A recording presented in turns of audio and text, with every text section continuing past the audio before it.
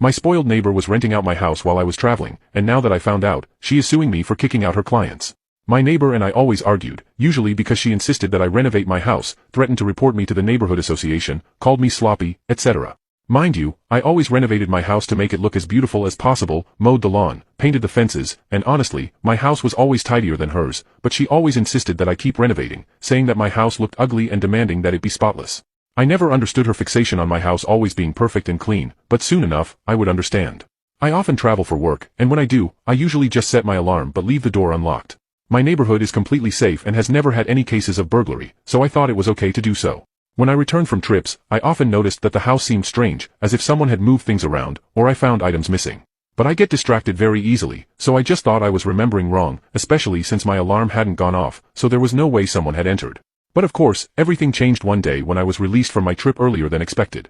Usually, I work exactly 5 days and then return home, but it turned out that negotiations with my company in the area where I was traveling were paused, so I had to return 2 days earlier than expected, and that's when the problem started. Even before entering the house, I heard people inside talking. Obviously, I was scared and stepped away to call the police, but before I could even finish the call, my neighbor came screaming, asking what I was doing. I told her I was calling the police because there were people inside my house, and I asked her to stop shouting.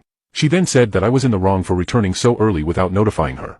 I asked what the hell she was talking about, and she simply admitted, as if she had done nothing wrong, that she was renting out my house to strangers when I returned from trips, and that I couldn't call the police on them because they were within their rights and were her clients. I simply had no reaction. I told her that it was her and their problem, and that I couldn't believe she had actually admitted to something like that as if she hadn't done anything wrong.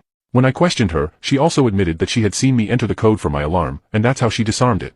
She simply said all this with a tone as if I were in the wrong, and I just couldn't understand. The police heard the whole conversation and came to my house. The people inside the house started arguing with my neighbor, with me, and with the police.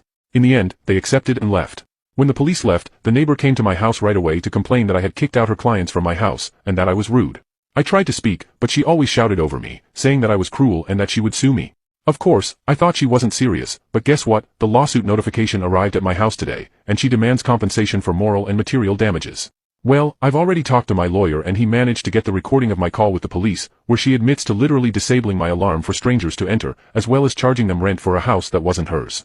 I had planned to just let it go to maintain good neighborly relations, but now, in addition to suing her back for renting out my property, I'm also going to file a criminal complaint against her for disabling my alarm for strangers to enter.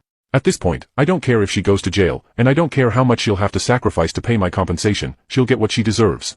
You can now check if there's a part 2 by pressing share and more.